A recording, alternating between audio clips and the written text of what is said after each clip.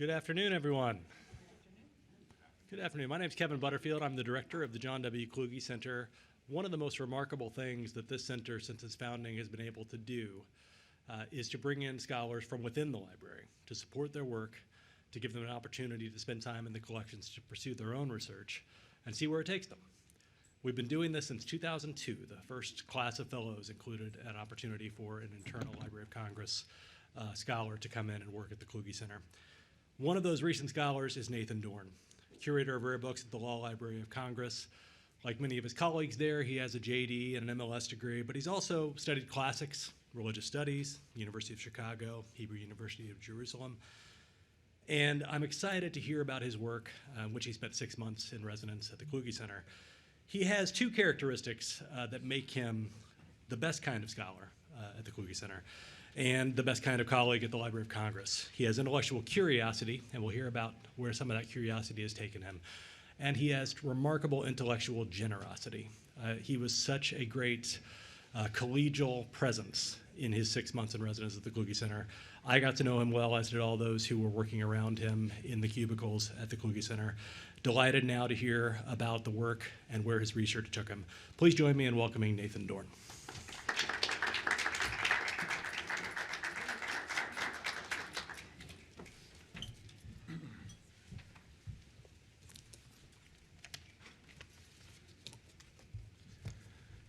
Thanks, Kevin, for that kind, very kind introduction. I want to say that the time I spent at the Kluge Center was incredibly productive and useful. I'm grateful, obviously, to Kevin Butterfield and his staff for welcoming me into that excellent collegial environment. I also want to say thank you to Dr. Carla Hayden, who offered me the fellowship that led to this presentation, and also to Aslihan Bulut and the management team at the Law Library of Congress, who agreed to live without me for 6 months while I worked on this project. Given the kind of long-winded, pretentious Latin that the works we'll talk about are written in, I could not have done this project without some real dedicated research time, so thanks. The presentation I'm giving today is a glimpse into the subject I've been researching, which is a debate, a literary exchange among several highly educated men, experts on law and philosophy, that took place mostly in Germany between the years 1583 and 1600. At the center of the debate was the fact that some German jurisdictions were using a judicial ordeal as an element of criminal investigation for the crime of witchcraft. Specifically, they were dunking women in water to see whether they were guilty of being a witch. Judicial ordeals, with a couple of exceptions, had been largely outlawed in Western Europe since the 13th century. So when we encounter this debate, what we're seeing is the apparent resurgence of the cold water test in 16th century Germany after probably 2 centuries or more hiatus. Stranger still, we find that an influential voice in the academic study of philosophy of that time, Wilhelm Adolf Schreiber, stood up to defend the practice. The debate arose over Schreiber's ideas about the test, and it focused for the most part on 2 questions. The first is what exactly happens in the test? How does it work? The second is whether the test is forbidden by law. The responses to these questions ranged across the subjects of demonology, folk belief, Aristotelian physics, and the legal norms from the law, that is to say, the complicated set of nested legal systems that existed in the Holy Roman Empire in the late 16th century. But these subjects were all deeply interconnected, and those interconnections were in part driven by an interest, both by the test's recent proponent and his detractors, in coming to systematic interpretations of nature, of experimentation, and of thinking about how bodies move in space. In answering these questions, they reached for demonological lore, folk belief, and cosmological arguments to inform their understanding of law. But the law, in turn, informed their beliefs. Demonology and folk belief were part of this, a big part, as we'll see, but experience, experimentation, and naturalistic reasoning also played a role in their thought, though maybe not the role you would think. For this presentation, I'd like to give just an overview of some of the main points of argument that we find in the debate. This should make it possible to see a little bit of what I mean. It starts with a story. Okay, now I gotta start worrying about these slides here. All right. There you go. No graphic engravings from the Renaissance. I decided to skip them. We'll see why. Consider the following scene, which took place in the afternoon of September 29th, 1583, in Lemgo, an old Hanseatic town in the county of Lippe, now in the modern state of North Rhine-Westphalia, Germany. It was a rainy autumn day. City authorities dragged 3 women out of their place of incarceration. They carried them out of the city gates to the edge of the Bega River, where the women were stripped naked. Their hands and feet were then bound together so that the left hand was tied to the right foot and the right hand to the left foot. And in front of a crowd of 1,000 or more onlookers, they were, one by one, thrown into the water. These women were not convicts. They were not serving a criminal sentence. They had instead been arrested and placed in confinement on suspicion of the crime of witchcraft. That suspicion and the resulting incarceration were based on information that city authorities had obtained, as was very often the case in witchcraft trials of that time, from the interrogation of other people who had been arrested for the same crime. In this way, by pressing each suspect to name others, some authorities believed they could uncover and root out a widespread conspiracy of witches. It happened that the people who implicated these 3 women were another set of 3 women whom, after interrogation, the court convicted and sentenced to death for the same crime. Those 3 were burned at the stake on the previous day, September 28th, outside the city gates. But for the women who were thrown into the water, criminal conviction was still a few judicial steps off. For the moment, the purpose of dropping them in the river was to determine whether or not they were witches. The idea behind this experiment was that if the accused floats, then she is a witch. If she sinks, she is instead innocent of the crime. This was called the cold water test, purgatio per aquam frigidam, or purgation through cold water. There we go.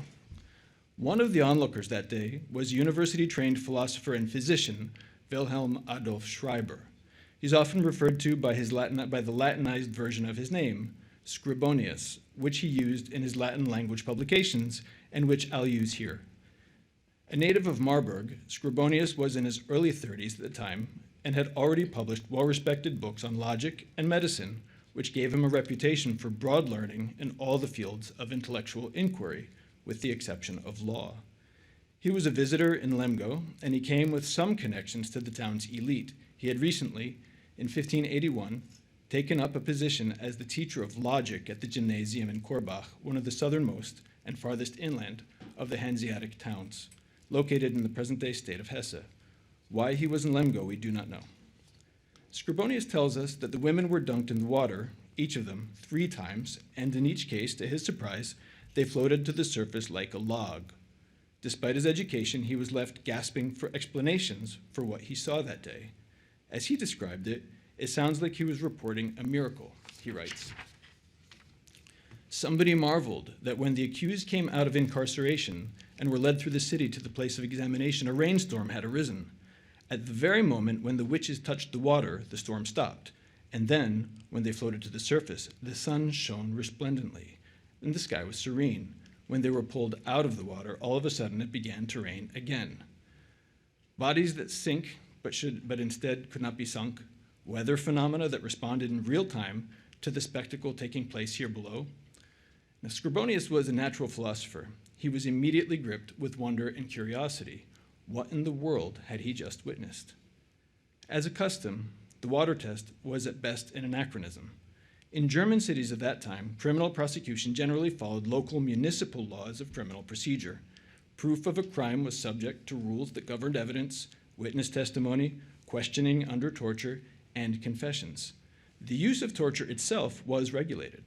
Throughout the 16th century, many cities throughout Germany had revised and published updated codes of law, including laws of criminal procedure. Meantime, Emperor Charles V of the Holy Roman Empire promulgated a model criminal code in 1532, the Constitutio Criminalis Carolina, which exercised wide influence. And, especially in the second half of the 16th century, many cities made an effort to place university-trained lawyers in administrative roles, which helped to professionalize the practice of law. The water test was from another world entirely. As I mentioned a moment ago, It existed as a part of a widespread set of practices in jurisdictions across Western Europe that lasted from late antiquity into the High Middle Ages. The cold water test is just one of a handful of tests that seemed to operate along similar lines. These were ritualized, typically dangerous physical tests that were used to furnish evidence of guilt or innocence in legal disputes. Ordeals appealed to God to intervene in a legal dispute. They were called judicium Dei, the judgment of God. Mostly, they were thought to provoke God to rescue the innocent party from harm through miraculous intervention. Among these were the test of hot water, the test of hot iron, oaths of purgation, the Eucharist test, the test of the cross, and judicial combat. They weren't used only or even specifically for witchcraft, but for a whole range of crimes and disputes, which included, but were not limited to, cases like witchcraft where official evidence was lacking. There we go. The practice faced controversy in the church from early on. The principal papal decretals against ordeals were issued already in the 9th century, and their critique was well known throughout the Middle Ages, namely that there was very poor support for ordeals in scripture or in canon law, and that the ordeals themselves were an illicit attempt to test God. They were, the canon said, a superstitious invention. Although Gratian also included 3 authorities in the decretum that supported the use of some ordeals, a movement to put an end to the church's involvement in ordeals finally crystallized with the rise of the decretists in the 12th century. It gained more support as a part of Pope Innocent III's plan for ecclesiastical reform in the early 13th century, and the church formally withdrew support from ordeals at the Fourth Lateran Council in 1215. Princes throughout Europe subsequently made them illegal as well. Nevertheless, Scribonius and other sources reveal that from about the middle of the 16th century, in many places throughout Northern Europe, especially in Northwest Germany, some judges were once again using a version of the cold water test, now in connection with the prosecution of witches. But unlike centuries earlier, they were doing so without a widely accepted public explanation of why it works. They were doing so without the blessing of the church or the church-sponsored rituals that once accompanied ordeals. And they were doing it in connection with one type of crime in particular, the crime of witchcraft. Scribonius tells us that the wonder of what he had seen that day in Lemgo led him to throw himself immediately into historical and legal research on the subject. He set down his initial impressions several days later on October 4th in an essay which he called an epistle, apparently at the request of city officials. He named Heinrich Florican a lawyer and Theodor Kottmann the city's consul, in an attempt to give his best guess about the mechanics of the water test, literally how it works, both physically and metaphysically, and what it actually reveals. He published the letter shortly afterward in Lemgo at the press of Conrad Grothinius. And for a brief publication from a regional printer, this pamphlet had some considerable impact, though perhaps not the impact its author hoped for. In the following several years, a handful of influential doctors, philosophers, and lawyers wrote energetic responses to Scribonius' letter, some of them at great length. Among others, there were the natural philosopher Rudolphus Goclenius, the physicians Hermann Neuwald and Johannes Evickius, lawyers named Conrad von Anten and Jacobus Riccius, or Jacob Rick, and important witch theorists such as Johann Georg Gödelmann and Peter Binsfeld and Martin del Rio. To some of these, Scribonius replied with lengthy tracts of his own that defended the interpretation of the test that he first wrote in 1583.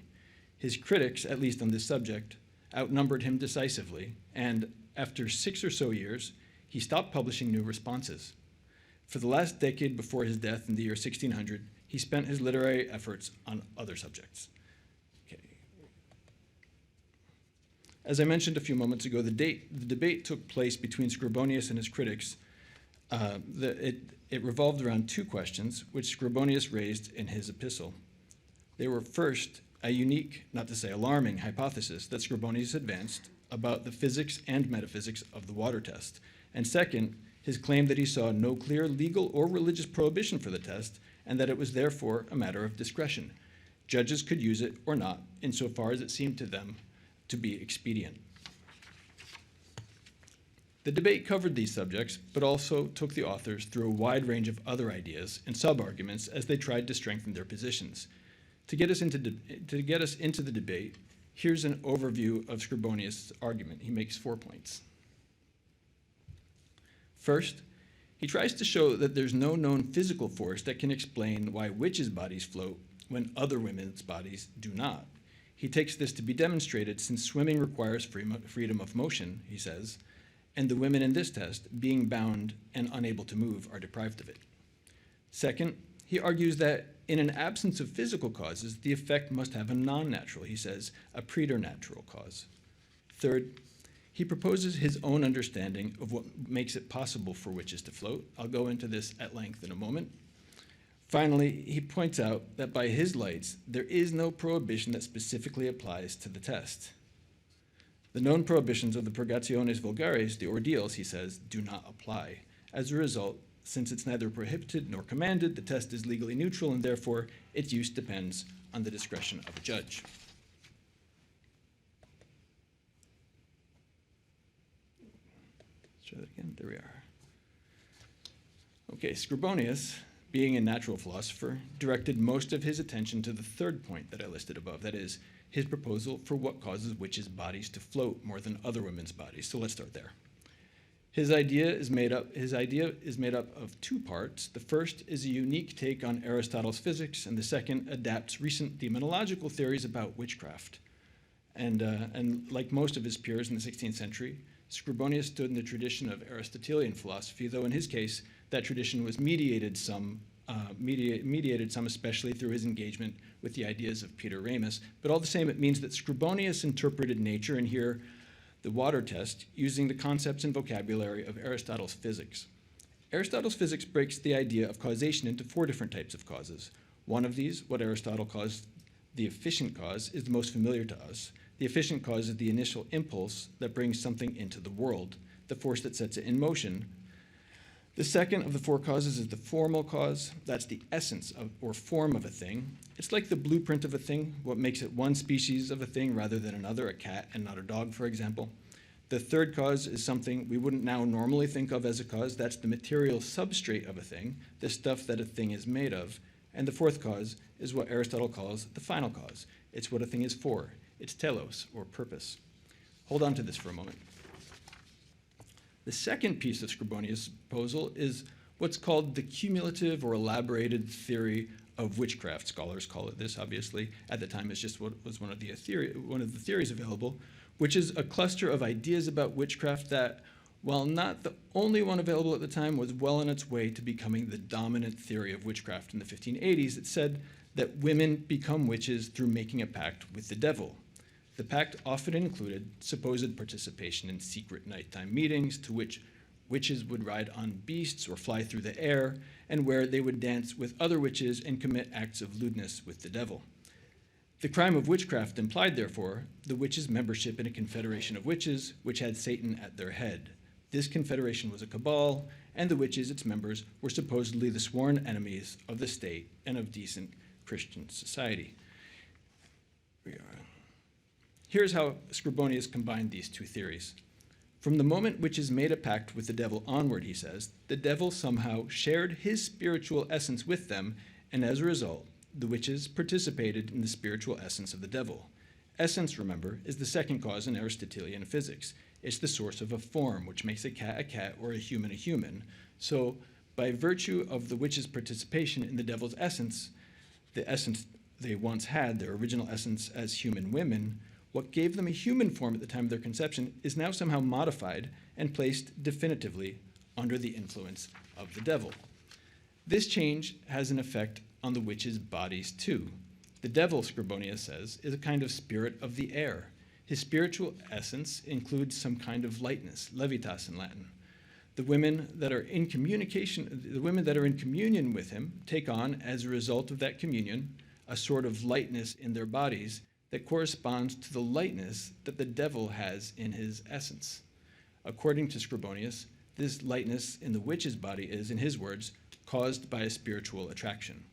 That, he says, is the efficient cause, remember the fourth cause, that makes witches float in the water. Participation in the devil's essence, therefore, propels them upward in the water because the spiritual lightness of the devil activates a physical lightness in the women. Now, both Aristotle's physics and the cumulative theory of witchcraft were widely accepted, up-to-date theories that many leading thinkers relied on in Scribonius' time. From Scribonius' point of view, I think what was useful about this explanation was that it meant the cold water test didn't test God the way the other ordeals did. It didn't provoke God to rescue the innocent or even to interact with them at all. Instead, it seemed to Scribonius to operate because of a sort of neutral property of the diabolical spirit. It's almost as though the test cracked nature's code and now nature itself becomes a deputy in the hunt for witches. And in fact, that is what Scribonius says. The very purpose of the witches floating is so that their deeds and their nature can be discovered by courts of law. In Scribonius' words, the final cause, the purpose of the thing, is that the nature of such people become manifest. Spiritual substance, he says, is invisible to the sight of people, but this test reveals it to sight in a convenient way that exposes the fact that they have become wrapped up in Satan's service. End quote. At least one member of the very town council that received Scribonius' written report was unsatisfied by his analysis of the water test. Remember that this was a town that regularly used the cold water test to try witches. And yet Theodor Kottmann, a consul of Lemgo, saw a second opinion about it from a colleague and acquaintance of Scribonius, who's called Rudolphus Goclenius. This was Rudolf Goclenius the Elder, a scholastic philosopher who was teaching at that time at the University of Marburg. Goclenius obliged and responded directly to Kottmann, and later also presented his thoughts publicly in a commencement oration in front of the philosophy faculty at Marburg, which took place on November 19th, 1583, less than 2 months after Scribonius saw the events he described. His argument is a good example of how Scribonius was received to start with, because it was in part echoed by several other authors who added to the debate afterwards. Goclenius adopted the premise that, in fact, the cold water test really does produce the results that Scribonius says it does. Witches really do float more than other women, but that Scribonius is mistaken about the mechanism that makes it work. He proposed instead that the devil, not God, and not some neutral force, intervened to make women float. The core of Goclenius' rebuttal, and it's one that was shared by some of the other authors who responded to Scribonius, was that the devil was not capable of changing the essence of a human being. A creature's essence, he said, is created by God, and to dissolve the essence of a living thing is to destroy it. Therefore, Scribonius' idea that the witch's pact with the devil changes her essence as a human being into something else is entirely wrong. And so conclusions drawn from Scribonius' error, such as the idea that witches are infused with the essence of the devil and that they therefore float, are also wrong. Now, Scribonius thought that this interpretation of his argument was simply wrong, and we can say more about why in the Q&A if there's time, since it leads to a long and interesting side note about the physics of demon possession as it appeared to the intellectuals of the time. But once Goclenius rebutted Scribonius' position, he introduced the idea that the devil himself actively intervenes to make women float. The devil doesn't act from an internal influence or by some neutral principle inside the witch, but bodily, from the outside. Goclenius introduces at this point the bizarre notion that the devil blows witches upward in the water with his diabolical breath in order to prevent them from sinking. To get a feel for the sort of debate we're in, let me add that Goclenius presents this idea along with a learned comment about the mechanics of buoyancy as he understood them and how heavy objects float by virtue of pressure acting from beneath them. Oops. There we go.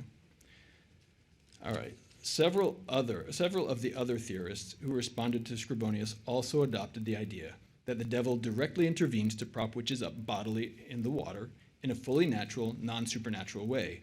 The learned Catholic bishop, Peter Binsfeld, and the attorney and the city administrator, Conrad von Anten, for example, they said that the devil is present in the test, but moves too quickly to be seen by the human eye. Johannes Ewig, a physician in Bremen, who wrote that the devil holds the witch up a physician in Bremen, wrote that the devil holds the witch up with his hands, the devil's hands. Hermann Neuwald, a Lutheran physician and a professor at the New University in Helmstadt in northwest Bavaria, saw no problem with the idea that a spiritual being such as the devil can suspend a body in water, since souls are spirits and they can move any large animal from within. The devil didn't need any hands to move a body also from without. The differences between these positions are meaningful, but the common idea is this. Instead of attributing the cause of a witch's floating to a passive principle, the devil's essence, for instance, they see the devil as an agent. They make the devil an active participant in the water test, one that deliberately supplies evidence of the supposed witch's guilt. The devil, therefore, appears to be in partnership with the officers of the court who use the test. Or rather, you should say, they are in partnership with him. And a partnership with the devil is, of course, not a position you ought to be in.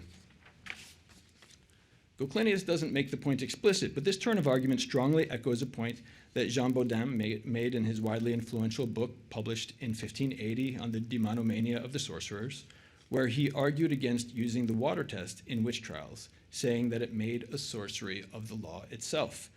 Overall, the point was so well made that Scribonius' great supporter, Jacob Brick, made a special effort to refute the claim that judges made an implicit pact with the devil when they used the water test. The charge that the devil was at work in the water test was central for Scribonius' opponents. One of the more provocative aspects of Scribonius' epistle was, by contrast, that he started his analysis on a note of something more like naturalism. After reading through the literature on the test, Scribonius points out that none of the authorities seem to know how the test works well enough to form a proper opinion about it. But he finds this absurd. Truly, he says, that examination of witches was introduced by human counsel and judgment. Therefore, there is no doubt that it was thought up for clear reasons and arguments, though the ancient authors who described these things did not think to mention them. End quote. In other words, people once knew how it worked and why it was useful. He goes on, it seemed to me that someone could come up with a reason. Human intelligence is up to it, and if the reason we find isn't certain, it's at least likely enough. Customs, he suggests, are human inventions. People adopt customs for reasons.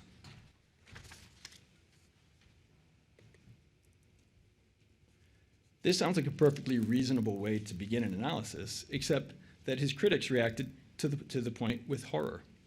Johannes Evyk, whose outlook and understanding of witchcraft was very influenced by the skeptical approach of the Dutch physician and demonologist Johannes Weyer, who denied that witches had any magic powers at all, got hung up on the words, likely enough.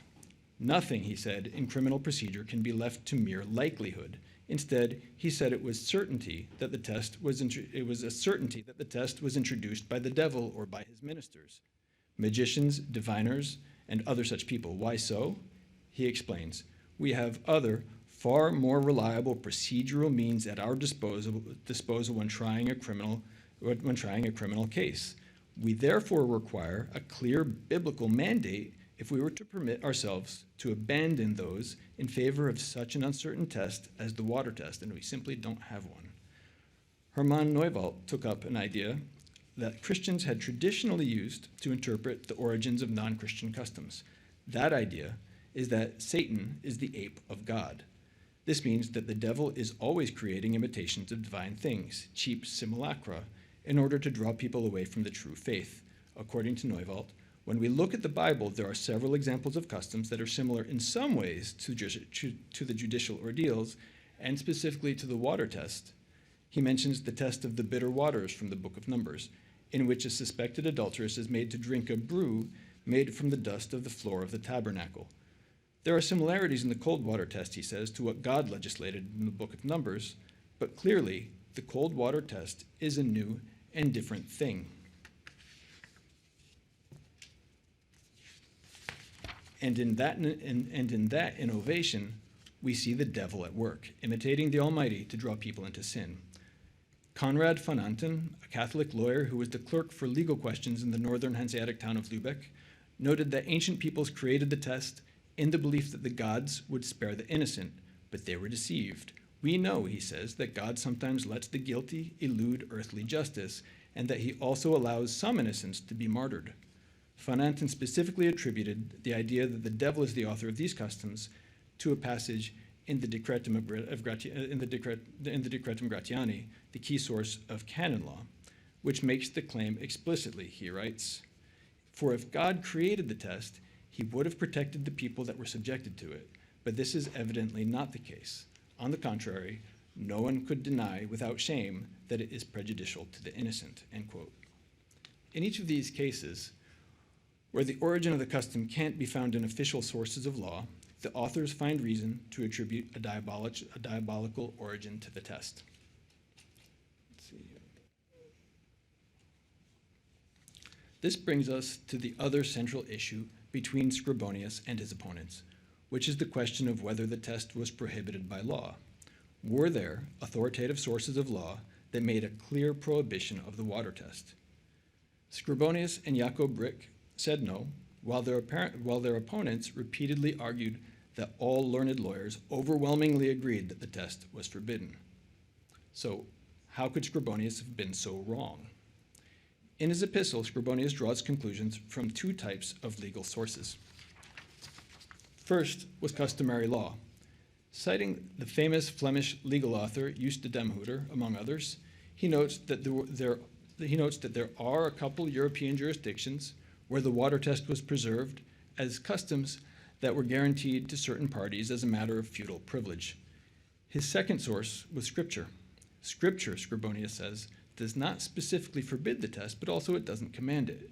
One can infer, therefore, that the custom falls into the category of adiaphora, that is, things that are neither prohibited nor commanded, but are neutral and remain up to the discretion of the judge. Not only is it not impious to test the suspects in water, he said, but we should confidently use our knowledge of physics to figure these things out for ourselves. Okay. Conspicuously absent from his analysis were the bodies of law that academic law professors learned and taught, specifically Roman law and canon law, the latter of which, canon law, was the source of the medieval prohibitions of ordeals.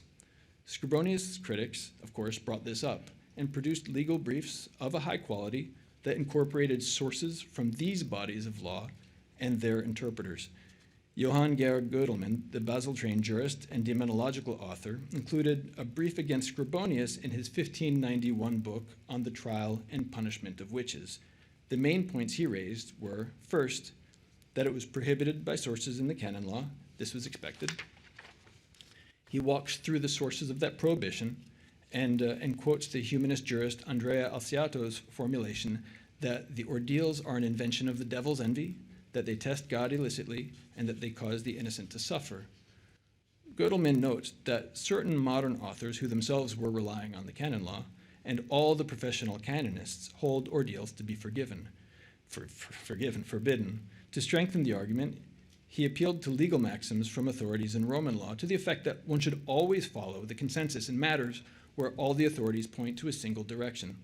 As for civil authorities, he cited a 600-year-old decree against the water test enacted by the 9th century Emperor Lothair. Third and finally, he adds that use of the cold water test is not in line with the imperial code of criminal law, the Constitutio Criminalis Carolina. He notes that the Carolina outlines all the types of evidence that can be used to justify questioning with torture, and the water test is not listed there, which is to say that it plays no part in the criminal procedure that all jurisdictions in the empire are meant to imitate. In broad strokes, this argument was similar to the arguments offered by Peter Binsfeld, Conrad van Anten, and Martin del Rio, although with differences of emphasis and thoroughness.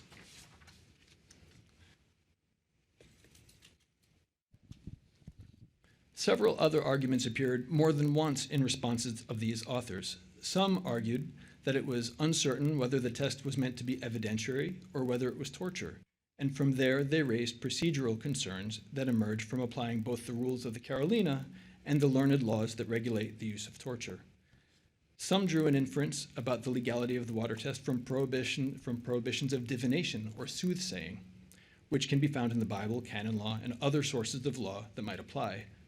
Another argument surrounded the question of whether counter magic is permissible, charms that fight off the power of witches, since the water test could be interpreted as a piece of anti-diabolical magic meant to reveal the work of the devil and suppress the crime of witchcraft.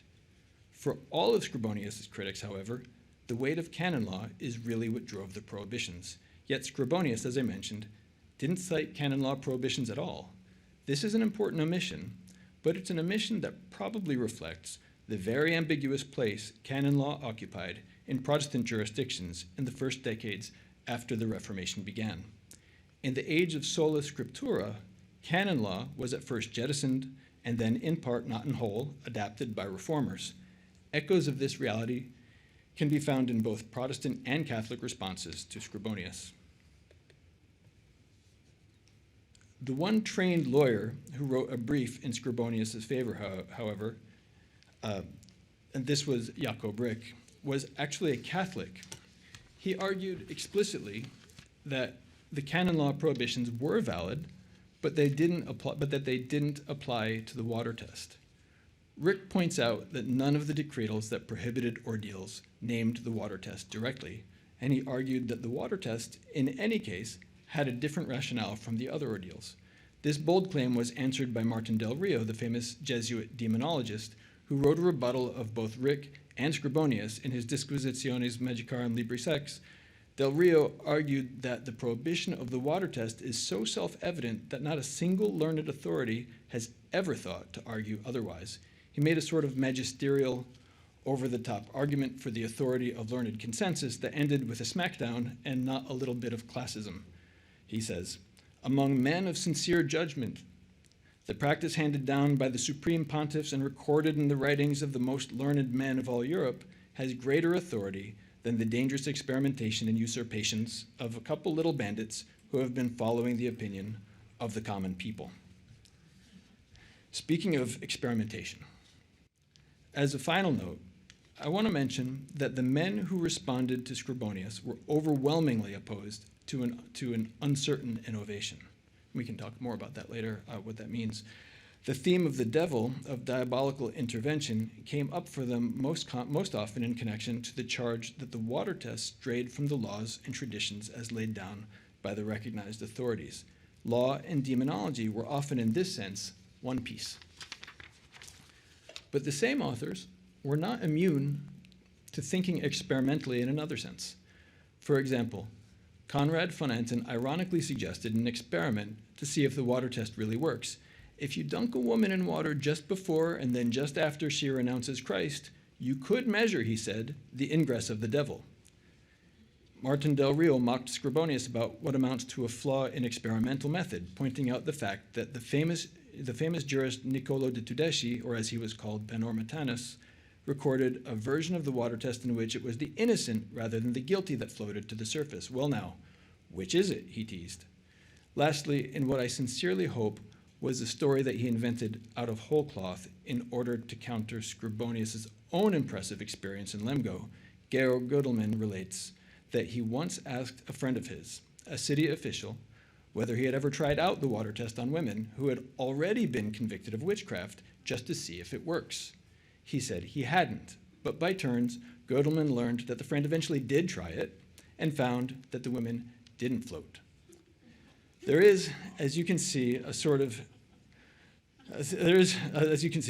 imaginative engagement with experimentation that runs through a lot of the debate that we've been speaking about, whether in putting the water test to use, in making sense of it, or in suppressing it, or in imagining alternate experiments that prove that it was fallacious. And in that work, a lot of theorizing, categorizing, and systematizing of knowledge got done. I should mention that Scribonius' epistle and the fallout from it eventually did lead to a clarification among professional lawyers, at least, that the test should be deemed illegal. But I hope that I've been able to show that the authors made more of the occasion than just to condemn that diabolical experiment. That's the end of my prepared remarks.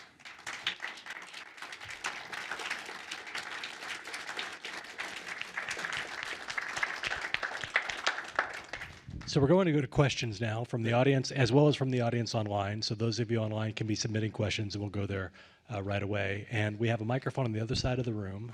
And we'll start over here. I see Phil in the back. Hi, thanks so much. This is Hi. really fascinating.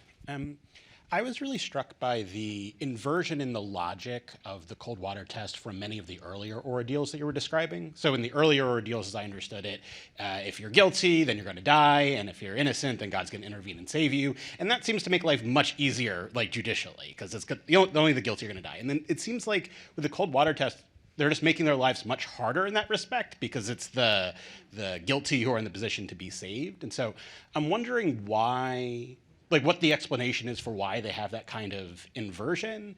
Yeah, so maybe I'll just leave it there. Like why make their lives harder in that way? That suddenly it's the guilty who are in the position they're floating and they're being saved, when you've got this much longer tradition of the guilty are the ones that are going to die in the first place. That's a great question. Let me get out of the way the part of the question that I actually can't answer, and that's why was the water test created so that it so badly disadvantages the innocent? That's just something that the people who operated the test inherited from their forebears. I don't have, and we don't have access to the rationale of the people who originally created the test. We simply don't know. But the idea that it is different from other ordeals, that was commented on even in the Middle Ages, and it comes up in the debate among Scribonius' critics, and it may be one of the stronger points that Jaco Brick makes, but he doesn't frankly make it that well. In fact, it's better made by Martin Del Rio, and Martin Del Rio comes around to oppose it. And he's all around it sort of when you read his briefs on the material versus the briefs of the other gentleman who participated in the debate, he really is like a 1,000-pound gorilla. He just marches in and it splashes everybody else out of the water. And so his so to speak, so his take obviously is an interesting one, that the reversal implies nothing about whether or not the test should be permitted. Now, as for the equities, it's plainly disadvantageous. It's plainly disadvantageous to the innocent because they can drown. And simply, there is no question. The people who I described earlier that Scribonius said, well, there's plainly no physical reason that some people float and some people don't float. And the first thing everybody in this audience thought, well, some of them are holding their breath. Or some of them have a higher proportion of fat in their bodies, or one reason or another you can come up with why the bodies will float and the other bodies will not float. Well, they had in mind such ideas about holding their breath, and they talk about holding their breath. And I think what the idea they come to is that nobody can hold their breath for 15 minutes. It gives you an idea of how the water test might have been practiced. And so people are going down, staying down, or they're coming up, and it's really a question of maybe their understanding of the physics is blown away by what they're seeing, and so they're trying to account for it in ways that are, maybe not satisfying, but that worked according to their lights. Yeah. Hello, a couple of quick things. Yeah. First, a comment. It's really fascinating how interaction with canon law was parallel to liturgical practices in terms of how it was approached in Lutheranism and later in Calvinism, in terms of if it's not forbidden by Scripture, then it's okay, till we get to the point where if it's not mentioned in Scripture, then it's forbidden. So I thought that was really interesting to highlight that, because I don't think we often see that. Second, and you've alluded to this, the question about the ambiguity of Protestantism using Catholic canon law. Does this mean all of the early jurists were Lutherans? I think I understand your question. John Witt wrote an excellent book about how it went down that at first Martin Luther looked at the canon law and said, we don't need any of this stuff, right? Just dumped it. And then pretty soon his principal collaborators started suggesting, well, we need some of this, and so let's figure out. And so they created over time a new foundation, typically based on a kind of elaboration. That's not my thesis, John Witt's understanding, and I hope I do him credit by saying it this way. that that they grabbed the Decalogue, the first 10 commandments, and the famous 10 commandments, and used those as a kind of structure upon which to rebuild what they could out of the canon law based on that. So they basically tried to rehabilitate it in a sense. Yeah, so they try to rehabilitate it under a different intellectual framework. Okay. One that's evangelical rather than Catholic. Right. And third to last, because my Aristotelian physics are not so good, is the distinction between efficient and teleological kind of a how versus a why? I'm trying to understand if the teleological cause, why do the witches float, because it serves as a test. Well, the efficient is I push you. The why is so you fall down. Mm-hmm. Right. Okay. This is gonna be an idea. All right. Yeah. Still wrestling with that one. Thank you. Sure. My question is actually really simple. Witches are only female? Because throughout the conversation, you've identified the witches in the context of female. So was that the context that they were viewing this through? Is that these are women and men were not going to be subjected to the same type of punishment or test to determine whether or not they were witches, warlocks, whatever the heck they would call a male? Well, thank you for asking that question. One of the things that I didn't do in this talk, and I kind of sweated about it, knowing I didn't have any time, was that that there's this reality that many people, mostly women, we don't know how many, we don't know their names, experienced a really traumatic and degrading and sometimes fatal experience. And that's really an important part of this. And while it's fun to laugh about the weird demonology, there's this, nobody really wanted to laugh out loud because there's this death stuff happening all around, and we can't avoid that. And that's something to keep in mind. Broadly speaking, I think current estimates now among scholars of the witch hunt, and I'm not one of them, but scholars of the witch hunt generally think that 70 to 80% of the victims of the European witch hunt that took place from 1550 to 1650 were women, so vast majority.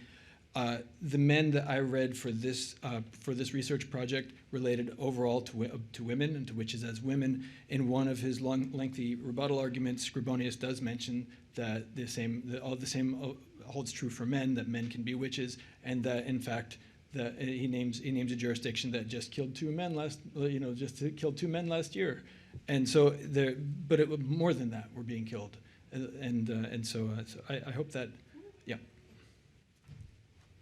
The next question is going to come from the online audience. Great. So it's, what kind of differences do you find between arguments about the water test in the period you're studying and the arguments from hundreds of years earlier? It's great. Well, the main difference is that hundreds of years earlier, the Catholic Church was involved in the tests, in the ordeals, and that meant that there would be a priest who would bless the implements of the ordeals. They would say Mass, and then they would commence with a sort of a mini liturgy, and then the activities of the ordeal, which is to say that the Orthodox Catholic theology ostensibly supported it, and so the theory was God in the most obvious sense, by His divine providence, would reach in and rescue the person who was innocent from harm, or from, more likely, from the indignity of an undeserved accusation. And in the 16th century, my guess is that at the popular level, when people were doing the water test on the street, one can only assume that they thought that was happening also, because they didn't have the benefit of the sort of canon law education where you would have heard about these arguments against the ordeal, and that the official theological positions after the Fourth Lateran Council disapproved of them, so simply wouldn't know. But as for the authors that I'm reading, they are trying to look for an alternate to that traditional and orthodox vision of things, because their orthodoxy doesn't approve it, so on the one hand they come down on something that's something like natural philosophy, Scribonius, Jacob Brick, or demonology, the orthodox opponents who argue that the thing is illegitimate. Hello, Mr. Dorn. I would like to congratulate you on this wonderful talk. Thank you. And I have, listening to your talk and hearing all about the scholastics trying to rationalize witchcraft, I wonder maybe if they should have just gone the Neoplatonic way and said that the entire earth is evil. My next question is, why did the Protestant areas of Europe pretty much focus on witchcraft and on persecution of women, whereas, for example, Catholic countries in the south of Europe were more burning for an auto de fe against Saracens, so to speak? Let me not answer on the global scene. I don't answer for Catholic Protestant divisions across all of Europe. That's really difficult. What I can speak about is among the authors that I was reading, there were Protestants and Catholics that supported the use of the water test, and there were Protestants and Catholics that defended the use of the water test. One Protestant, one Catholic, and throughout Germany and the Holy Roman Empire, in general, both in Catholic parts of Germany and the Holy Roman Empire, and in Protestant parts of the Holy Roman Empire, there was more witch persecution than in other parts of Europe. And so, I hope that's responsive. I don't think I think that scholars have not found a correlation between Protestantism and Catholicism and witch prosecution. On the other hand, there is a sense that the crisis that the Protestant Reformation provoked is a big part of how it came about that there was such a prosecution.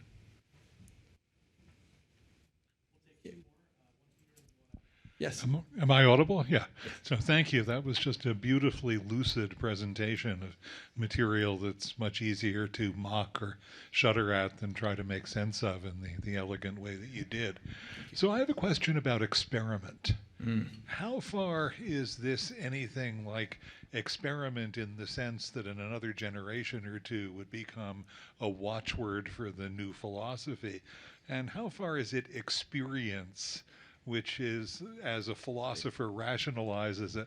I seem to remember that in the debates about ordeals in the 12th and 13th centuries, experimental evidence was produced, at least thought experiments. What happens if somebody's hand has a thick callus and he can't be burned by carrying a hot iron? So, and none of these are experiments in the sense that gradually develops in the 17th century, where you have a notebook, you take notes, you compare results, you look for exceptions. We're not there yet.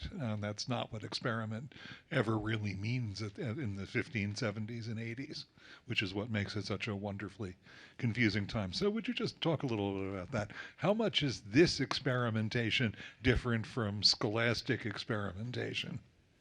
Well, frankly, your question was so well posed that I'm not sure I can do better than it. But let me do this. We want to get back to. There we are.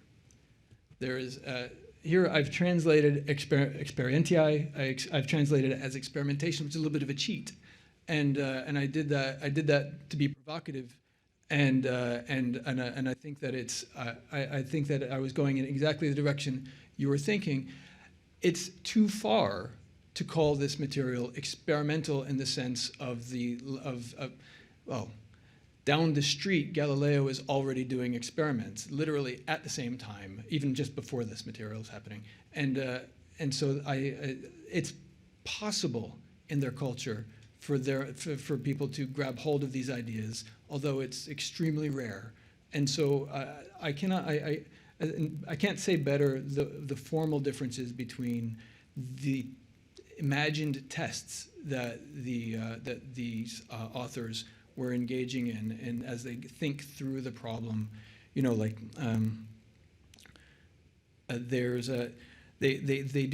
do mental experiments. They say that yes. Does adding a spirit into a body make it lighter or heavier? Well, Christ cast the demons out of called Legion out of a man, and they went into a pig. The pig ran down into the Sea of Galilee and drowned. You see, that pig with certainly more than one spirit in it sank. It didn't float. And so that's a way of thinking through. Now, these thought experiments, I don't have offhand a good comparison to the scholastics, but I do recognize, and I think it's important to say, that these are kind of like a cousin, not a sibling to the experimental method that we'll find under Francis Bacon, for instance. Nathan, thank you so much. That was fascinating and horrifying at the same time. What I wanted to ask is, how did these experiments influence the judicial proceedings? Were these experiments ever dismissed or were they taken on their account and never questioned before the courts? And then I'm curious, you said the water test ended, but were there similar tests done across the pond in the Salem witchcraft trials? Did your research lead you down that path at all? Thanks, Aslan. Thank you very much. I'm most prepared to talk about this batch of authors. And in a way, I think it's important to say that these guys are intellectuals arguing with each other, somewhat insulated from the actual goings-on of courts. Some of them are actually working near or in courts so that they see what's happening inside their courts, but they don't have a global view, and nobody does. And also, they're not shoveling a lot of data into these arguments, which they kind of philosophical. So what I can't talk about is whether there were a lot of successful challenges. There's one famous challenge about the legality of the water test that went to the Parliament of Paris in the beginning of the 17th century, and there was a decree that it should be held null and void, although I didn't specifically research that item. It did happen. The water test goes on to be used sporadically throughout the 17th century in various places, Central Europe, in Great Britain, other places, but less and less. And by the time it's the 18th century, there are a couple of very isolated examples of it taking place, as I recall. Yeah. All right. Thank you.